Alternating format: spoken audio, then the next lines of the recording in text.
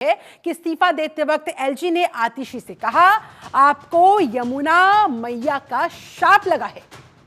आतिशी ने कल ही दरअसल सीएम पद से इस्तीफा दिया था और जिस समय वो अपना इस्तीफा सौंपने के लिए गई थी वहां एलजी के पास, उपराज्यपाल वीके सक्सेना के पास, इस दौरान अंदर खाने से सूत्रों के हवाले से ये बड़ी जानकारी, बड़ी खबर सामने आ रही है कि एलजी की तरफ से ये कहा गया जब आतिशी अपने इस्तीफा सौंपने के लिए उनके पास गई कि भाई यमुना मैया का शाप लगा है आम आदमी पार्टी को, और इसी वजह से आम आदमी पार्टी का इतना निराशाजनक प्रदर्शन रहा। नमित त्यागी मेरे साथ संवाददाता ज्यादा जानकारी के साथ लाइव कनेक्टेड है। नमित, किसने किससे क्या कहा अंदर खाने से और क्या खबर निकलकर सामने आ रही है? क्या वाकई में यमुना मैया के शाप लगने की बात एलजी की तरफ से कही गई है? देखिए, बिल्कुल निश्चित तौर पर जो जानकारी निकल कर आ रही है, कल जब दिल्ली की पूर्व मुख्यमंत्री आतिशी जब एलजी सचिवालय गई थी और वहां पर दिल्ली के एलजी विनय कुमार सक्सेना को जब उन्होंने अपना इस्तीफा सौंपा था, उस दौरान एलजी ने जो है आतिशी पर एक तंज कसा था और उन्होंने कहा था कि आपको यमुना मैया का शाप लगा है, इसी वजह से आपकी पार्टी दिल्ली के अंदर बुरी तरीके से हारी है। इसके साथ साथ दिल्ली के अंदर एलजी की तरफ से ये भी कहा गया था उस वक्त कि दिल्ली की यमुना को साफ करने के लिए कई कदम दिल्ली सरकार को उठाने चाहिए थे, जो कि दिल्ली सरकार ने नहीं उठाए। इसके साथ साथ सूत्रों का यह भी कहना है कि एलजी ने दिल्ली के अंदर वायु प्रदूषण का जिक्र भी किया और उन्होंने कहा कि वायु प्रदूषण के लिए एलजी सचिवालय की तरफ से कई पत्र जो थे वो दिल्ली सरकार को लिखे गए थे और कई कदम उठाने की बात कही गई थी उस पत्र के माध्यम से, लेकिन वो कदम जो थे वो दिल्ली सरकार की तरफ से नहीं उठाए गए थे। हालांकि आज ये जानकारी निकल कर आई है क्योंकि कल दिल्ली की मुख्यमंत्री ने अपने पद से इस्तीफा दिया था आतिशी ने, और आज सूत्रों से जानकारी मिल रही है कि एलजी ने इस्तीफा देते वक्त आतिशी के ऊपर ये तंज कसा था कि आपकी सरकार को जो यमुना मैया का शाप लगा है। कुल मिलाकर देखिए, जाते जाते भी ये जो तंज कसा गया एलजी की तरफ से, ये जो बात कही गई, ये जो शाप लगने का बयान दिया गया, यानी कि जो कड़वाहट थी वो अभी भी जस की तस बरकरार है। नमित,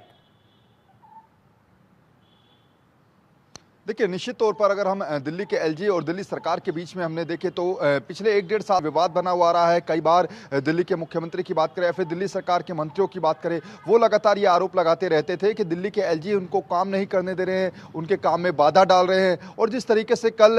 आतिशी अपना इस्तीफा देने पहुंची थी, उस दौरान एलजी की तरफ से जो तंज कसा गया है वो काफ़ी महत्वपूर्ण है। और ऐसे में दिल्ली के अंदर जो जहरीली यमुना का मुद्दा है, इसको लेकर न केवल एलजी ने तंज कसा है बल्कि बीजेपी नाव में इसको एक बड़ा मुद्दा बनाया था। और जब अरविंद केजरीवाल ने कहा था कि दिल्ली के अंदर हरियाणा की तरफ से यमुना में जहर घोला जा रहा है, उस मुद्दे को लेकर भी चुनाव आयोग ने भी अरविंद केजरीवाल से सवाल पूछे थे और बीजेपी ने पूरे चुनाव के दौरान यमुना का जो गंदा पानी का मुद्दा है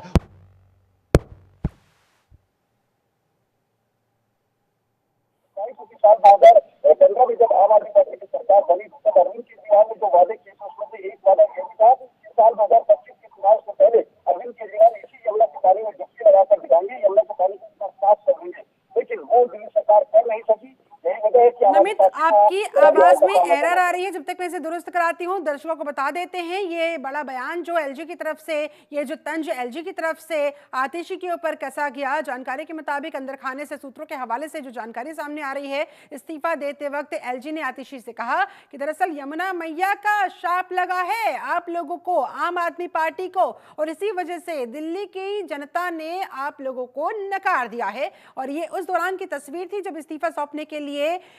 आतिशी वहां पर एलजी के पास गई थी और इसी दौरान ये तंज आतिशी को,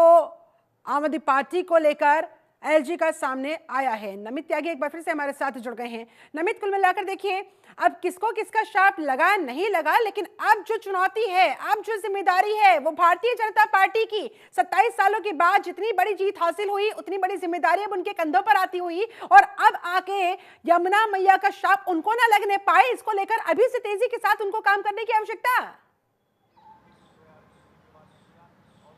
देखिए, बिल्कुल निश्चित तौर पर बीजेपी ने दिल्ली के अंदर अपने 27 साल का सूखा खत्म करके एक प्रचंड बहुमत से सरकार बनाई है, लेकिन सरकार के सामने, बीजेपी की सरकार के सामने अब ये चुनौती भी रहेगी कि उन्होंने जो संकल्प पत्र में बड़े बड़े वादे किए थे, उन वादों को आखिर वो कैसे पूरा करेगी। दूसरी तरफ आम आदमी पार्टी है जो कि अब एक अपोजिशन के नाते दिल्ली विधानसभा में बैठेगी और अपोजिशन के नाते वो सरकार से उन कामों को कराने के लिए बाध्य होगी जो वादे बीजेपी ने अपने संकल्प पत्र में किए थे। चाहे दिल्ली के अंदर यमुना को साफ करने की बात कही गई हो पीएम मोदी के द्वारा, बीजेपी बीजेपी के नेताओं ने रिवर फ्रंट बनाने की बात कही हो, महिलाओं को 2500 रुपए देने की बात कही हो, होली दिवाली पर एक सिलेंडर देने की बात कही गई हो, 300 यूनिट बिजली फ्री देने की बात कही हो। तो ऐसे तमाम जो वादे संकल्प पत्र में बीजेपी ने किए थे, कहीं ना कहीं बीजेपी के सामने विपक्ष चुनौती में भी होगा कि बैठकर उन आम सभी आदमी वादों पार्टी को बीजेपी सरकार पर इन तमाम मुद्दों को लेकर दबाव बनाती नजर आएगी। और इसको लेकर कल अरविंद केजरीवाल ने जो विधायकों के साथ मीटिंग भी की थी, उसमें भी इन लोगों ने अपना ये रुख स्पष्ट कर दिया था कि किस रणनीति के साथ अब हम